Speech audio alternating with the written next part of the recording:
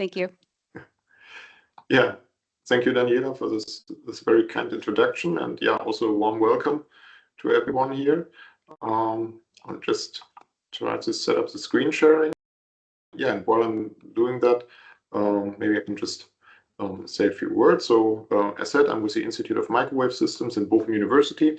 I did my PhD back in 2017 on synthetic aperture imaging in radar-related topics in particular. And yeah, since then, we're also investigating, especially on radar-based methods and material characterization at the upper millimeter wave and terahertz bands. And yeah, I guess this is also partly what this talk is about today. So I'd like to give you an overview on yeah, what do we mean by material characterization in general, and yeah, what is currently going on in industry-related fields, and also in research, of course. So yeah, let's just directly start. So I'd like to just give an overview on what we are talking about. So by material characterization, we usually mean to determine the dielectric parameters of a given material under test. So this means we're in particular interested in the dielectric constant, the relative permittivity, and the loss tangent and the absorption of the material. And yeah, this is strongly related to many fields in non-destructive testing, for example. So especially in the millimeter wave and terahertz range, we have the advantages of the short wavelengths, that we can obtain images of our sample under test with, yeah, let's say, nearly optical quality, so that we can really think of replacing X-ray scanners in several applications by millimeter wave or terahertz scanners. For example, when it comes to investigating on compound materials, for example, like these fiberglass reinforcements here in wind turbine rotor blades, as colleagues from Fraunhofer have recently shown. Especially of the terahertz range, of course, is of very high interest, since we can obtain systems with, yeah, incredible large bandwidth, leading to very high spatial resolutions, and also leading to the opportunity to investigate on material properties in a spectroscopic way. So search for absorption lines in gases, for example, and so on. Yeah, but even in conventional fields, like set material characterization or look through imaging when we're looking for defects and these things, the very short wavelengths, of course, gives us the resolution that we really need here to make a difference. Okay, so what are applications fields we're looking into when it comes to industrial needs and also to research? These are, for example, production processes in plastics and polymer extrusion, where we want to have a non-destructive measurement, for example, of the wall thickness of this yeah, tank here or container, where we want to assess the product quality in terms of any intrusions, or if there are air gaps in between. And this is, of course, also highly important when we, for example, look at material design challenges, as they are, for example, present in automotive radar scenarios, where we have joint fields working together, right? The design and the optical properties on the one hand side, and the integration problems when it comes to antenna patterns and radiated electromagnetic waves, regarding the autonomous driving and driver assistance system functionalities of these radar systems. And of course, especially in such an application, we want to test and investigate on the material properties in the frequency range where also the system, the radar sensor that is used in the application, works in. A research-related field, maybe the field of channel modeling that I just wanted to add here. For example, when it comes to in situ material information collection, right? When you're doing channel modeling, for example, for propagation models in future communication systems like the FR2 in 5G or in next generation systems when it really goes to millimeter wave frequencies. You want to do, for example, a ray tracing in an indoor environment. And in order to assess the link strengths properly, you of course need to know the electromagnetic properties of your environment to put them into the simulation as well. And therefore you need to determine the material properties with a mobile setup, for example. Okay, so this should be enough as an introduction. So what will this talk now be about? So I would like to show you a bit about very fundamentals and principles in material characterization that we can generally have.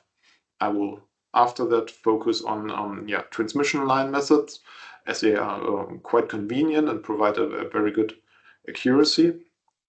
And in this context, I'll talk a little bit about the extraction opportunities that we have to extract the complex relative permittivity, so including dielectric constant and losses from such a measurement. Then I will show you some experiments and applications. And of course give a summary at the end. Okay, so where to start? I really like this picture. That is quite a few years old now. In a publication of James Baker Jarvis, who did a lot in this field. And what you see basically is that you have many options if you want to go for material characterization of a material. So basically this image spans up a space regarding the different dimensions of problems that we have here, the amount of specimen preparation that we have, and the accuracy that we want to obtain from our method, the material category that we are looking at, if we have bulk materials or thin films, for example, and of course also the fixture and measurement principle type. So do we want to have a broadband measurement like in a radar or TDS system, or do we want to have a narrowband but very precise measurement, for example, resonator based? So, and I just would like to pick out a few here from this many options to give you an idea about them. So one very precise method, for example, are resonator based systems, for example here, like this still quite simple setup where we have a dielectric waveguide and some material sample and a test that is basically a resonator here, so that we by feeding a wave through this dielectric waveguide, we couple a bit of this wave into this dielectric pill, exciting some resonant modes, and in principle you can see from the mode frequency and the 3 dB bandwidth, which is related to the Q factor of this resonator, we can determine the dielectric properties and the losses. And of course this one is quite simple on a desktop, but there are very advanced options out there that are also commercially available. Then on the other side of the spectrum, where we want to have less specimen preparation and, for example, a more broadband measurement, we can have a look at the so-called open coaxial probe, where we have basically an outer conductor and an inner conductor, like in a coaxial cable. That are just open-ended, where we can place a material sample directly in front of this plane here, and from the reflection coefficient that is basically measured here in terms of an S11 at this coaxial connector, one can also do a model-based fit to extract the dielectric properties. So this is, I would say not that precise, but this is very easy to handle in a laboratory or everyday context. What I now would like to focus especially on are the so-called transmission line or field transmission line techniques, where we are somewhere located in between these two previous methods regarding sample preparation and also accuracy. So what we have here in this image is also a commercially available system where we have basically two circular corrugated waveguides face to face to each other with a gap in between where we can place a sample. So this system basically carries a HE11 hybrid waveguide mode, which is quite insensitive regarding disturbations in the outer waveguide walls, because one problem, of course, in the setup is that if we would like to bring in our sample here, we need to open up the waveguide scenario and have a free space mode operating at least over a short distance. And with this mode, this works quite well, and here you can see a measurement obtained with such a system. And this is, as said, quite a good compromise, and we will talk mostly about these kind of systems in the following. This is just meant as an overview. So what have we just discussed? We were looking at resonator based designs, probe designs, and these transmission lines. And to summarize this very briefly, I personally prefer this transmission line based approaches because they allow a quite simple wideband characterization with good precision, and they have moderate constraints on your material sample. So basically, you just need to have two parallel phases, which should not be so far separated from each other. So the sample thickness should be in the order of a few wavelengths maximum in this kind of systems.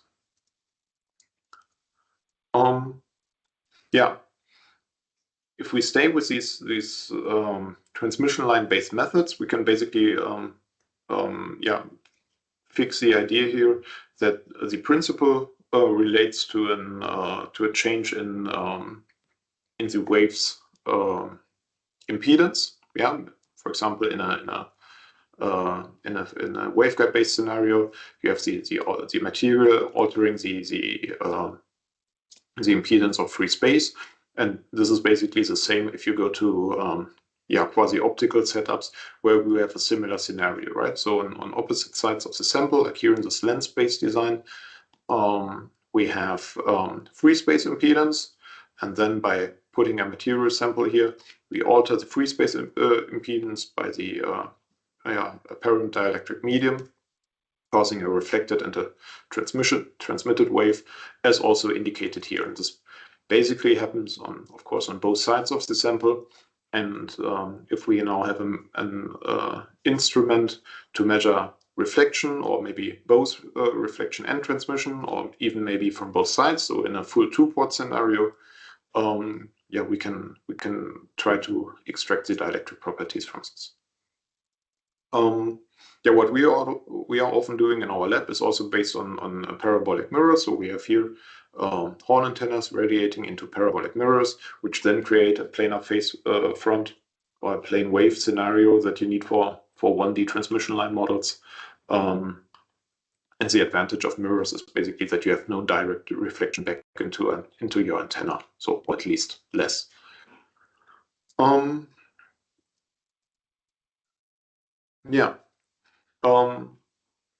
point that we have to address now is that we would like to, of course, remove all the influences of our sample fixture and our setup itself.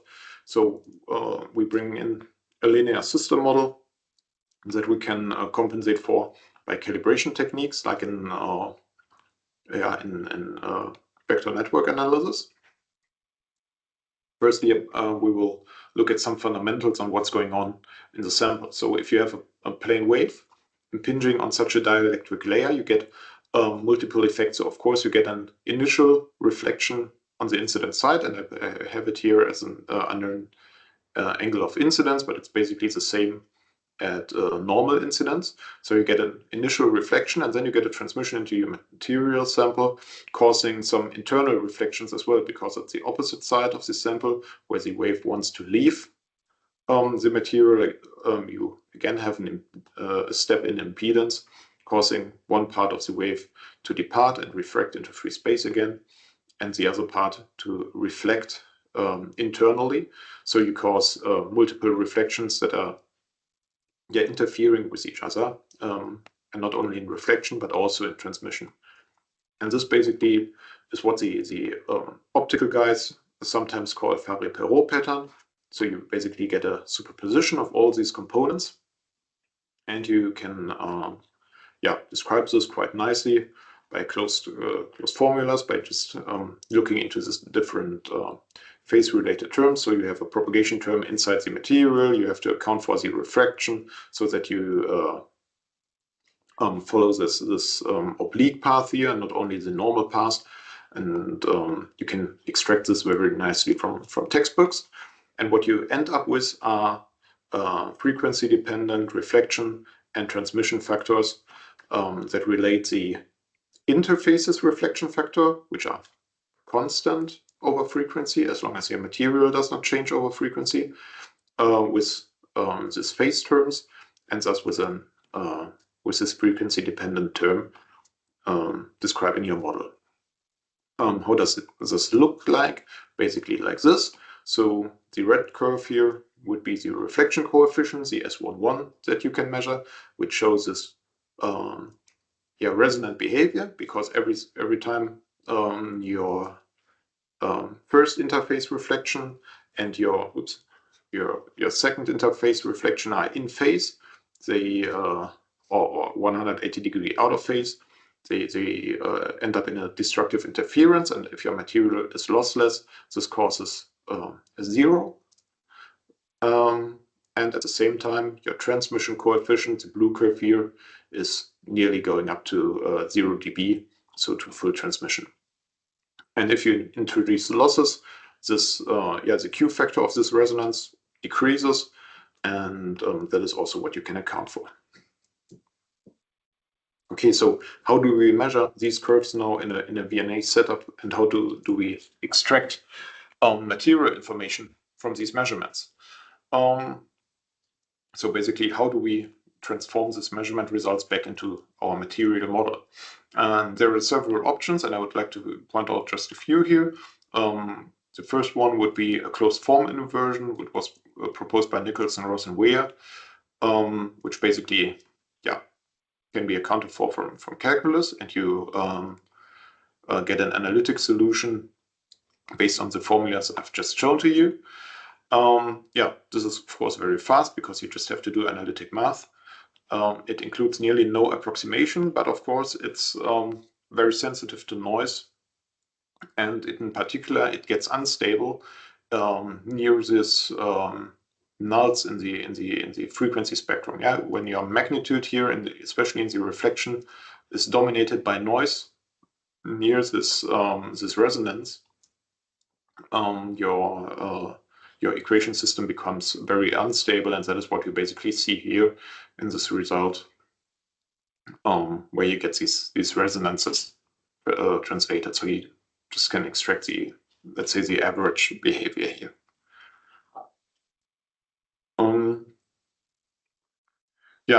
An alternative option was proposed by James Baker Jarvis again, which basically is like a nonlinear model fit. So you, as shown before, you have formulas from which you can analytically calculate your transmission and reflection coefficients as a function of frequency.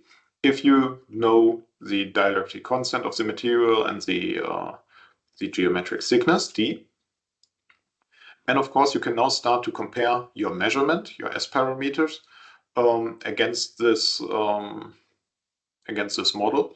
And what you're basically doing in a numerical inversion is you try to solve the optimization problem in this pattern. So this is basically the S parameter part here is basically something similar to the determinant of the S matrix, so to say, that you fit against your model. And you can just by numerical inversion, so by following Newton steps or other optimization schemes, look for the minimum of this function. And when your parameters match very well to what is actually happening there, you have found the actual material properties.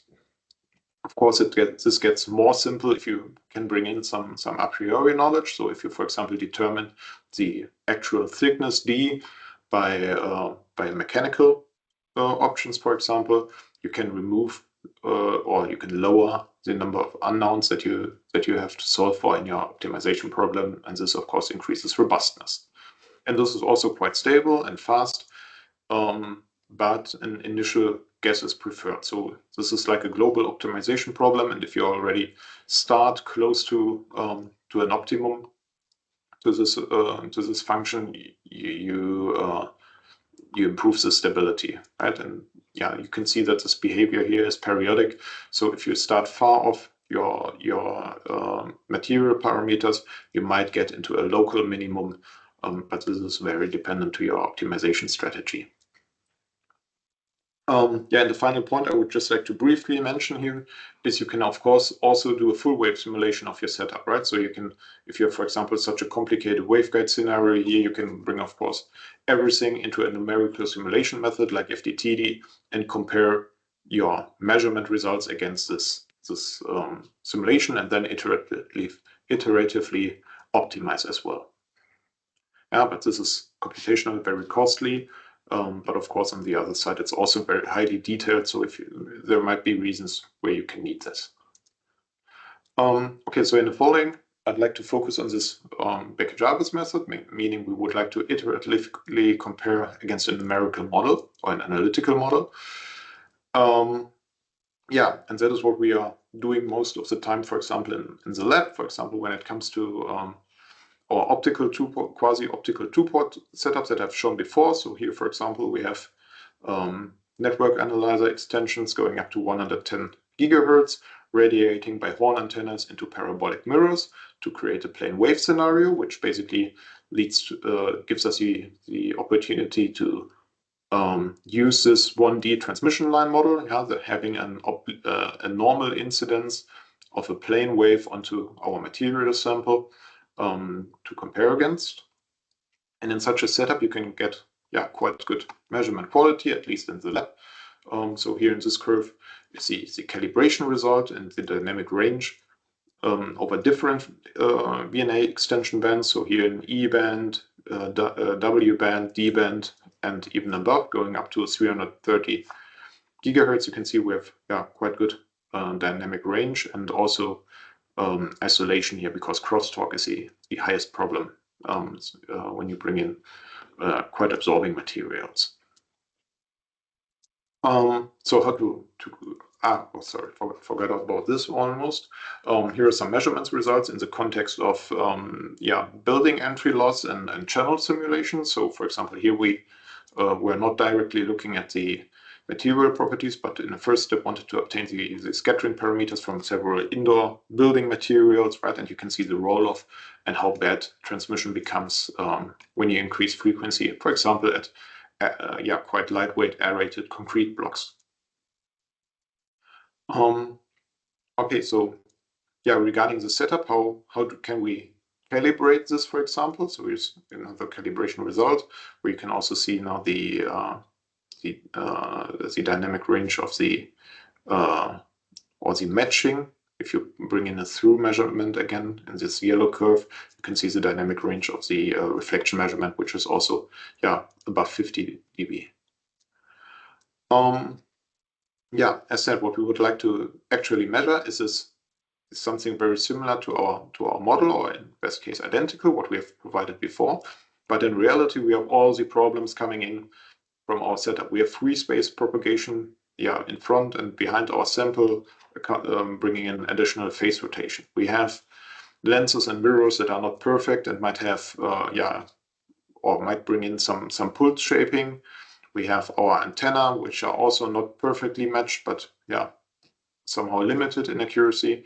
We have waveguides bringing in dispersion. We have the VNA extenders bringing in their own capabilities. And if you summarize all this together with the cables and everything that is in your setup, you end up with a measurement that has not so much to do with this models that we have here, but somehow looks like this. And we now need to account for all these problems. And that is what we in network analysis usually do by linear error terms. So assuming that we have no direct coupling between both sides of the sample, we can assume 2x2 matrices of linear error models that account for mismatches and transmission errors.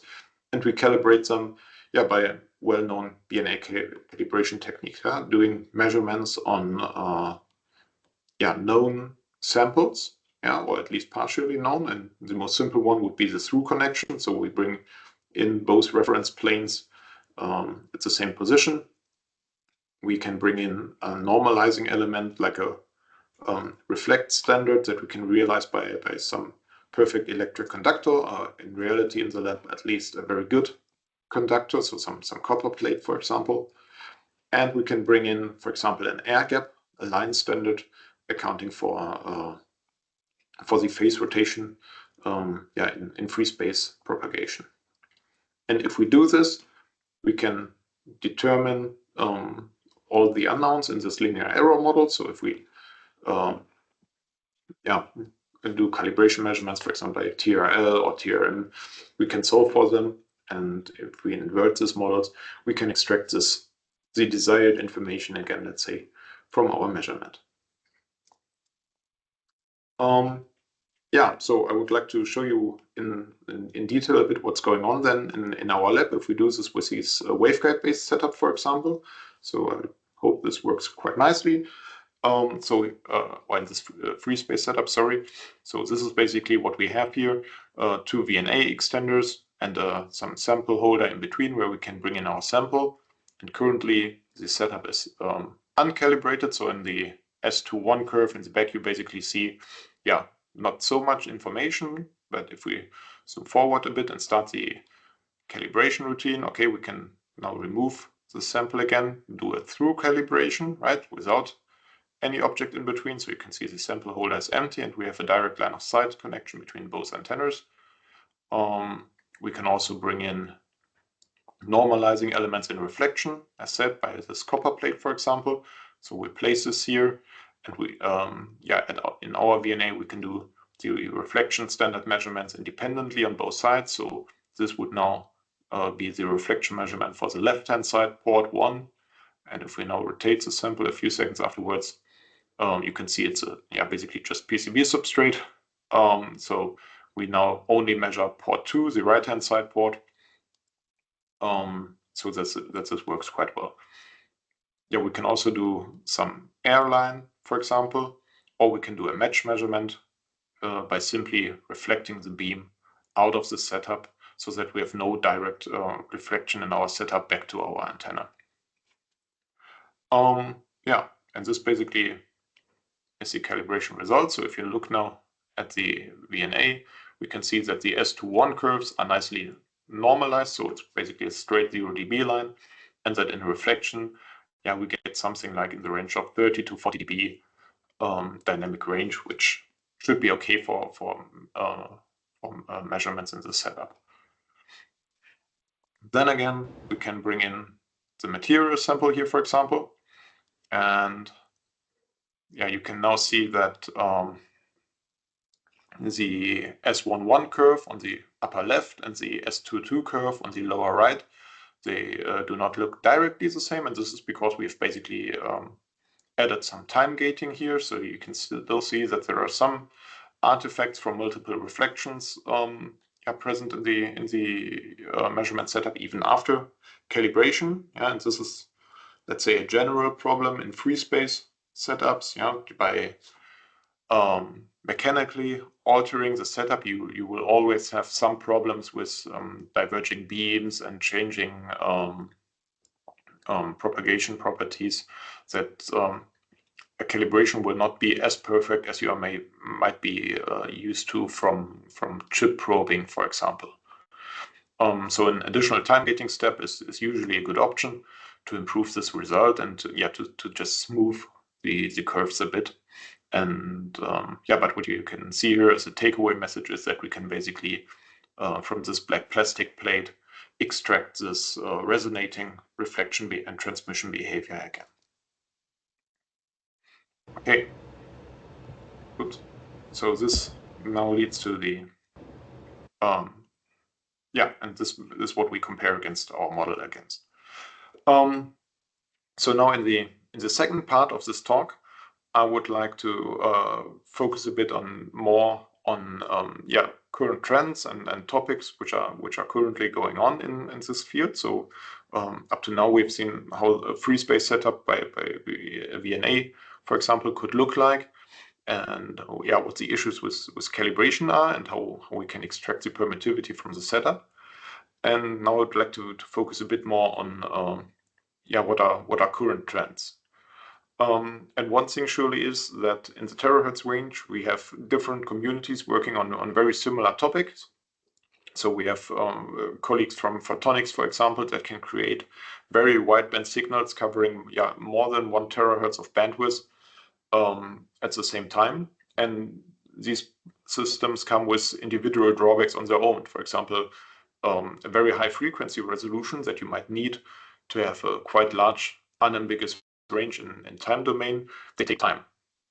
And what you can do with to overcome this is, for example, combine photonic and electronic systems, like shown here in the upper left, where we have a 250 gigahertz radar sensor together with terahertz time domain spectroscopy systems, which usually have separate transmit and receive paths, so that we have 2 terahertz antennas here and an individual monostatic radar transceiver.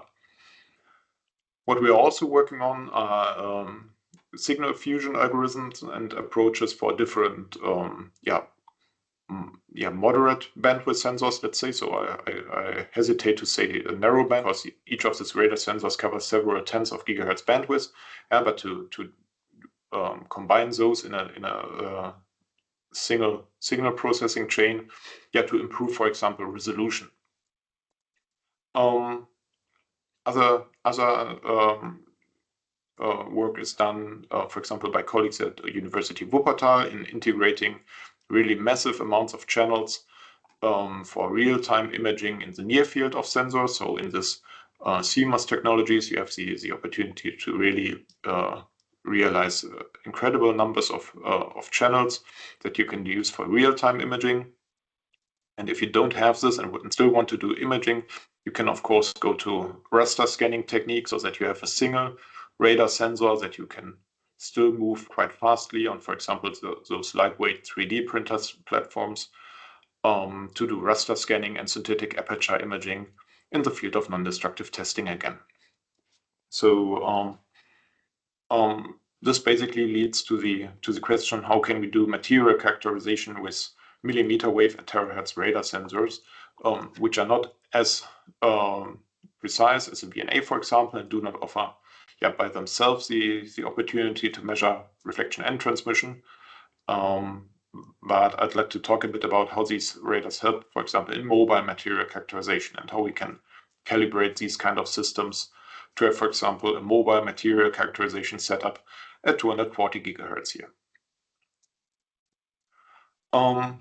This is the exemplary system I would like to talk about. So this is basically a very highly integrated radar front-end chip. You can see those 2 patch antennas here, which operate at 200 to 250 gigahertz. You have the VCO on chip. And by just doing the external PLL, you can do quite a broadband FMCW chip from 200 to 250 gigahertz, which is very suitable for mobile and USB powered setups, for example. So the first question is, how can we do with a radar sensor the same thing that we've done before with the VNA? And by looking at this block diagram here of the radar sensor, we can basically just have a brief overview on the operation principle in FMCW. So we radiate our frequency modulated transmit signal into any propagation environment, which we can basically describe by an impulse response. We get a receive signal, and what the FMCW then has on its ADC, on the output of the analog digital converter, is the down-converted mixing product of transmit and receive ramp. And without going too much into detail, we can see that if we low-pass filter this product, we enter basically in this term after doing some calculations and neglecting the quadratic phase term for those who are familiar with FMCW radar in the audience. And this term basically is directly related to the real part of the transfer function of our propagation environment. And that's the point I'd like to just briefly stress here. What a broadband FMCW radar is usually doing is that it provides you with a S11 measurement of your propagation environment. And if you have sufficient bandwidth available to really frequency resolve information, you can just consider the IF signal of this radar sensor like the real part of some transfer function. And then by doing a Hilbert transformation and a further FFT step, for example, you can interpret it again as this impulse response, which is what radar people call the radar echo, basically. So the point is, this FMCW transceiver is quite similar to a one-port VNA. And we can integrate this again into such a quasi-optical setup like before. So here we have the radar chip with its on-chip antennas. We have the dielectric lens on the outside, and we focus our beam now onto our measurement spot. And here we can bring in the material sample, like in this cage system, and have quite a narrow spot size again. Yeah, then we need to do some signal processing, which basically consists of time gating the signal to our region of interest, removing antenna reflections by measuring into empty space, doing some normalization by measuring onto a metallic target. And then we end up with a reflection coefficient measurement that is very similar to what we have shown or what we have seen before. And we can again then fit our model for the reflection coefficient in dependence of the frequency onto this. And here I just put in some iteration steps to get an impression of this. So if we start far off, the curves look quite different, but if then we start to improve by adding some losses, for example, and then we increase the dielectric constant a bit more, and then we see, oh, okay, this matches quite well. And of course, this is now done, yeah, by hand in this case, but of course you can do Newton or other optimization steps for this. Yeah, you can also improve this by doing, yeah, spending more complexity in the setup. So here, for example, we have again this dielectric lens providing a collimated beam. We radiate into a mirror, providing a focus beam on our sample, and then it defocuses again so that we can do a pseudo transmission measurement. So the idea in the setup is that we not only get a reflection at the center of the setup from our material sample, but that we have here an option to provide an additional radar target behind our sample, that carries information about the transmission, because the signal propagates through the sample to this target here in the back, is reflected nearly 100%, interacts a second time with the sample, and then is received again by the system, so that it basically carries transmission information and directly measures, so to say, the square of the transmission coefficient.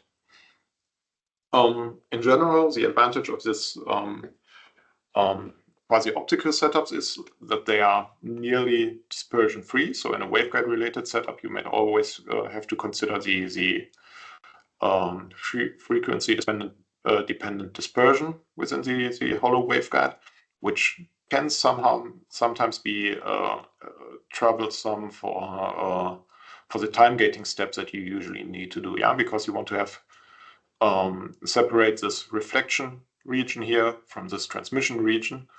And if you have strong dispersion, this might be a problem because the pulses start to overlap. And this is less in quasi-optical setups. And this is also a measurement result here from a silicon wafer.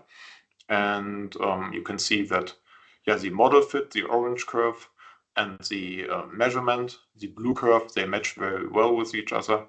If we assume the extracted dielectric properties here of a pure silicon wafer with a very high dielectric constant, around 11.6, 11.7, no losses, which you can see from the very high Q factor of this resonance, and a thickness of roughly 1.5 millimeters. We had this the setup at the European Microwave Week 2 weeks ago in Utrecht, and I'd like to show you now a video from this booth where you can see it live and in action, and I hope this works nicely with the recording. So I hope you enjoy. Welcome to our Terahertz NRW booth, live from the European Microwave Week. So I'd like to show you our radar material characterization demonstrator today. So what do we have here? We have a radar sensor operating in the D band from 126 to 182 gigahertz. It radiates a wave, an FMCW pulse, onto this mirror. Then we have our material sample area, where we will bring our material sample in a second. And then it defocuses again so that we can bring a target here for measuring the transmission. So if you now look at the radar echo that we have here on the center plot in the blue line, you can see that we have quite a strong reflection now in this reddish area, which is called reflection gate, because that is where the material sample will be, and currently there's just a metal target for normalizing this. So we can now do the calibration. So we calibrate it to that pulse and then remove the metal. So now the setup is completely empty, and you see there are some minimal reflections, but basically everything that is radiated is going out again. And we can do a match calibration here. So this is empty setup, let's say. Now you see there's only noise. We subtract all these background signals and bring in a final step, our target for the transmission pulse. And that is what you can see now. So there's one strong target left, and on the left-hand side, to lower distances, all targets are gone due to this subtraction. And now we normalize again to this before finally bringing in our material sample. Okay, so I now open the setup here, and yeah, I have some acrylic glass sample here, for example, that we can bring in. So the mirrors are used to create a small focal spot on the sample to get a high dynamic range and also spatial resolution, if you like. We can see now in the radar echo that in the reflection area we have a double peak due to the double layer scenario that we have with this material. And in the transmission area we can also see something, because our signal interacts with the material, then goes on our transmission target, and then hits back to the radar sensor. And I now just scale our measurement here a bit. So that is what the result now looks like in the situation. So in red we can see the reflection coefficient of our material sample, which basically shows an interference pattern, since on the front side of the plate and on the back side of the plate we get two reflections interfering with each other, and we have a null here at approximately 155 gigahertz. On the green line we can see the transmission coefficient, so we're able to acquire both measurements here in a direct way, so there's no model fitting or something in between. But from the measurement setup itself we can acquire transmission factor and reflection factor, even though we only have a monostatic transceiver here. If we look at the setup again, we can see we have this micrometer clock here showing us the thickness of our sample. So it's 3.1 millimeters that we need to identify the material parameters we would like to have. So I enter this in the graphical user interface here. And yeah, then we compare our measurement to an analytical model. And you can see now the model result here in the blue curve in reflection mode, and in the purple curve overlaying in the green one in transmission mode. And what you can see, that the algorithm now produces or gives us also the relative permittivity of our sample, which is around 2.4, and the loss tangent, which is also at 1.4 to the power of 10 minus 2. Okay, yeah. So I hope you enjoyed this little video and this little demo, and yeah, maybe see you at the next European Microwave Week. Okay. Yeah. I hope you enjoyed it, as said.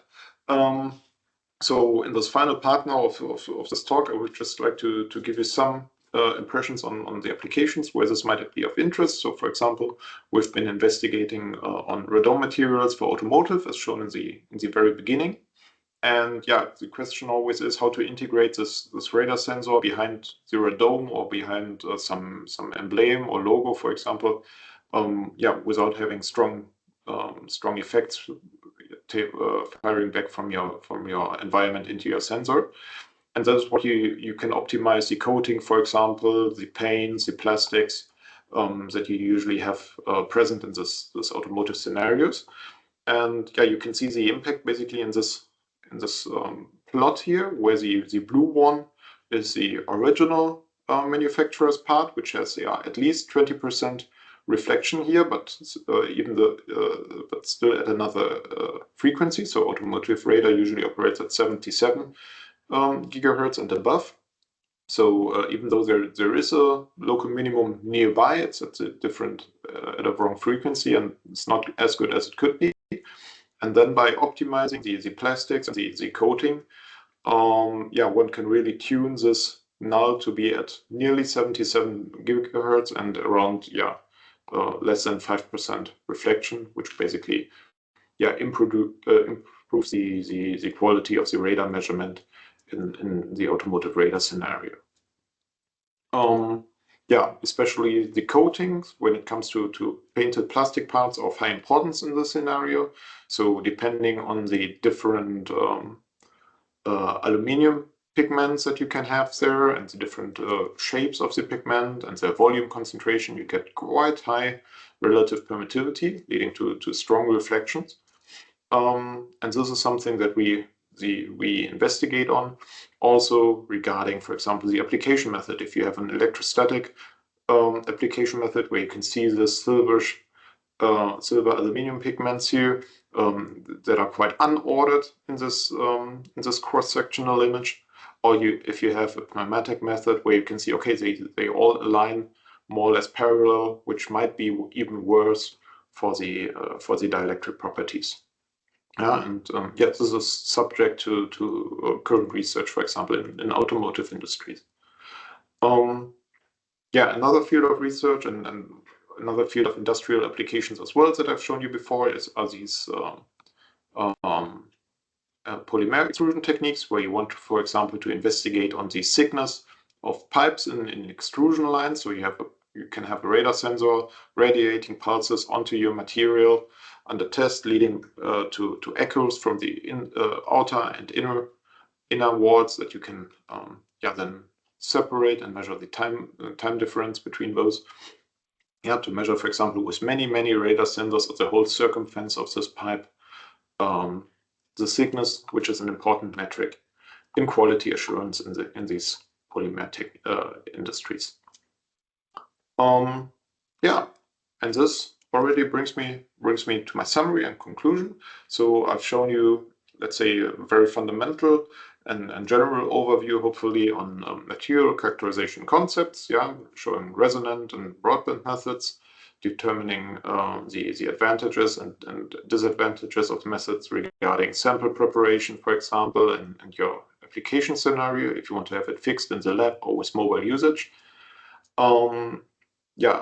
Afterwards, I specifically emphasized on terahertz radar-based characterization. So how to extract the material properties from measurements within a broadband frequency modulated continuous wave radar, which enables quite robust, mobile, and fast measurements.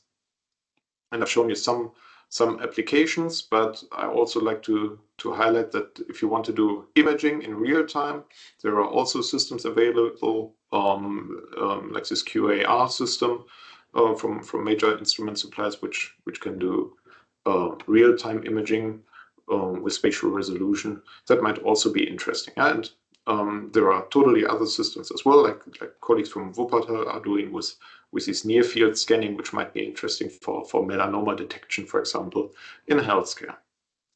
And with this, I'd like to thank you for listening and basically hand it back to Daniela. Thank you. Thank you very much, Jan. I hope you all enjoyed these great insights. And now I'd like to transition into the next portion of the talk, which is our Q&A session. Meanwhile, I would like to take the chance to let you know about the next episodes of the Terahertz Talks series. On the 12th of November, we have Professor Andreas Stur from the University of Duisburg-Essen presenting the topic Photonic Front-End Technologies for Terahertz Communication. And on December 3rd, we have Professor Daniel Erny, also from the University of Duisburg-Essen, talking about plant and insect monitoring with terahertz waves. One other very exciting topic that we have to share with you is our upcoming event, and this is the Terahertz Sensing and PIC workshops. This is an initiative from the Terahertz Sensor Technology Center on the topics of integrated photonics and optical networks, terahertz sensing and radar technologies, as well as photonic sensors and biosensing. So for the full program and description of the different lectures, you can go into this link and learn more about this upcoming event on the 1st and 2nd of December. So now back to the session. I'd like to give the camera back to Jan. You've shown us a bit about material characterization, particularly when it comes to determining dielectric properties. Many industrial users may not necessarily be interested in those exact numbers, but why is it still important to know them? Can you explain, for example, when it comes to monitoring a process like extrusion? Yeah, so that's an interesting point, of course. So this is where research somehow meets industrial demands, right? The problem, so to say, is that whether you have a photonic or an electronic-based system, all these systems do not really measure distances. They measure time of flight, right? And if you measure the time of flight difference, for example, between the initial reflection from the outer layer and the second reflection from the inner layer, and you're interested in the thickness, you somehow have to convert this difference in time of flight in actual geometric thickness. And of course, this relates with the propagation velocity of the electromagnetic wave in this medium. And this is directly coupled then back again to the speed of light and the dielectric constant, or the index of refraction. And so usually you need to determine both. So if you have a process in industry where you're not perfectly sure about your material, or you might have also changing material properties, that your mixing recipes might change, you need to do this calculation online and at the same time determining the dielectric and the geometric properties both together. Thank you, Jan. So I wanted to know a little bit more about what the main advantages of these radar and electronics-based techniques are compared to other non-destructive testing methods.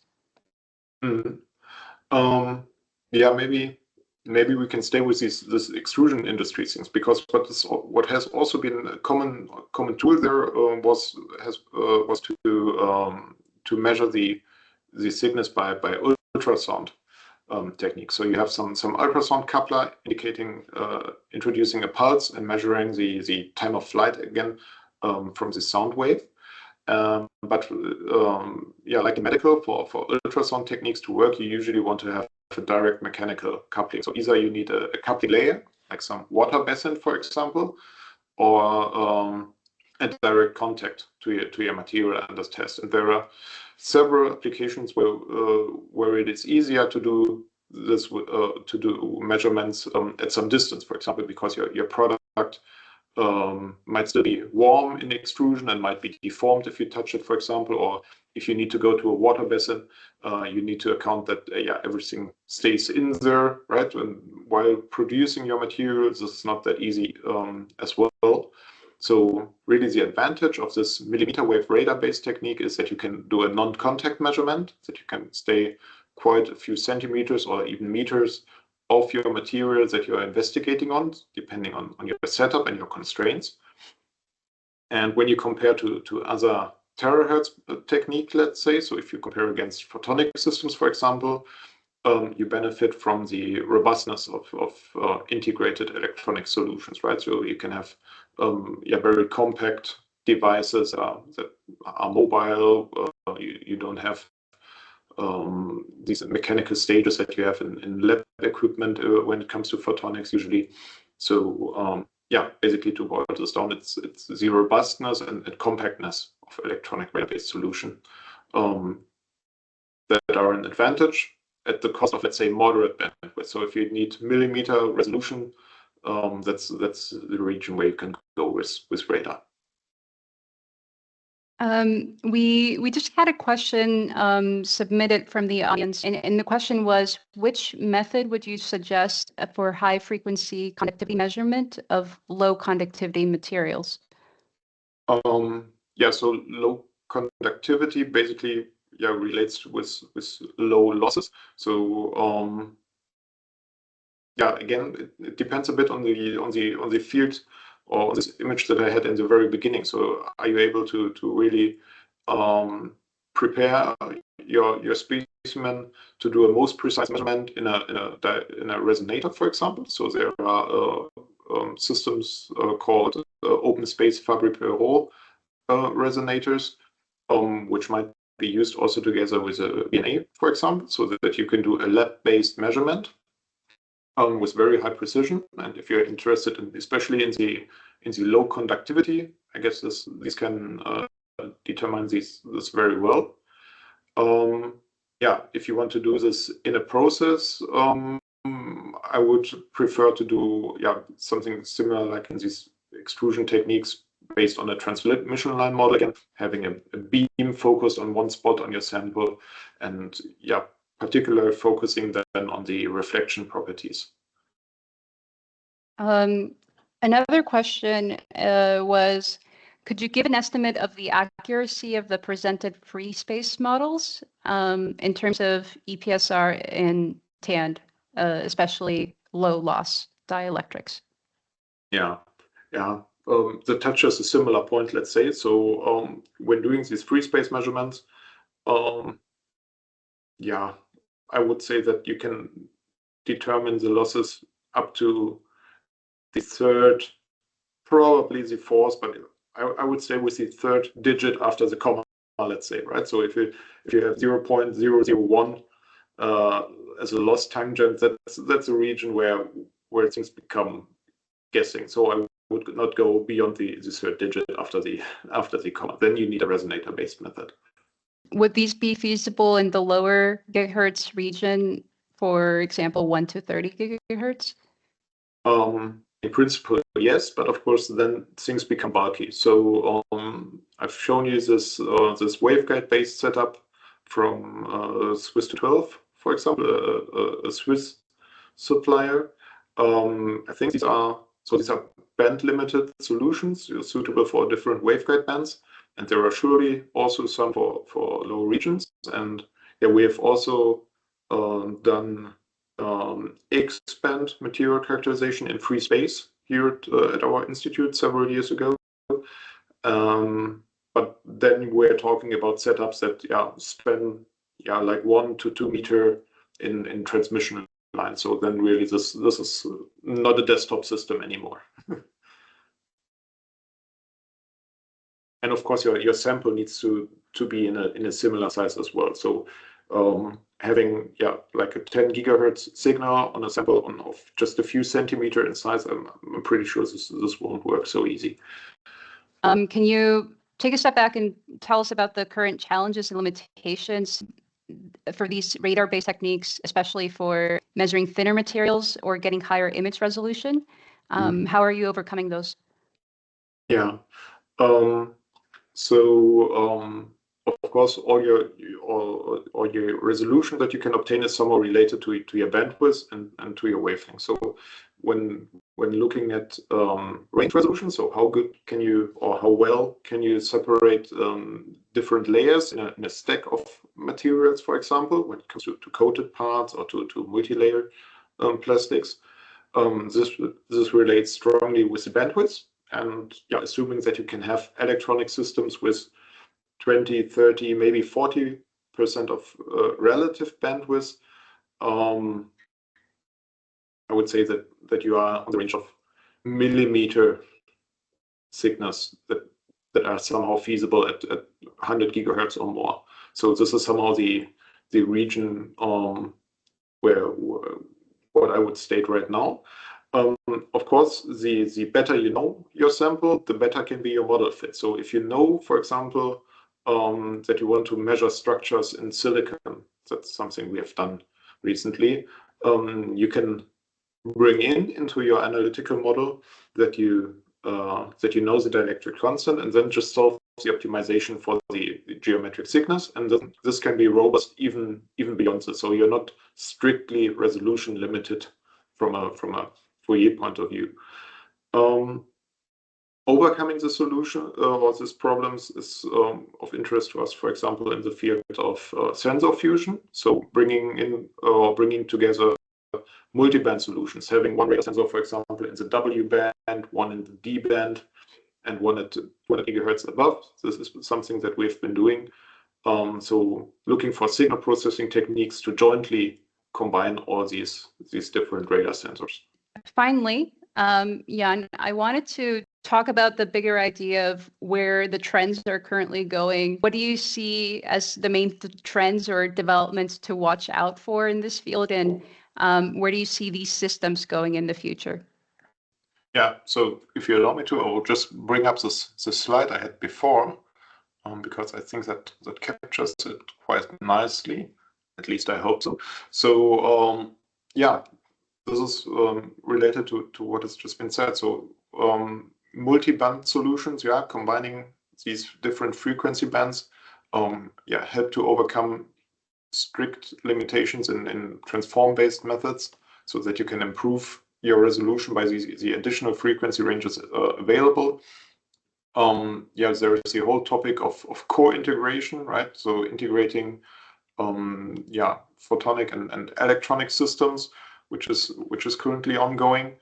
Yeah, I think one thing that's scaling, which is a technology-oriented topic really, is yeah, scaling the amount of channels in hardware. So when it comes to MIMO, so multiple input, multiple output solutions, for example, in classic radar, this helps a lot. Or when it comes to bringing in very large numbers of passive imaging pixels in the terahertz ranges, this also, yeah, really makes real-time and high mobility imaging feasible, which is highly interesting, because what you can see from this synthetic aperture radar image here is that you get really close to photograph quality. You can really get insight into the internal structure of things in this frequency range. So this image has been taken at 140 gigahertz and around.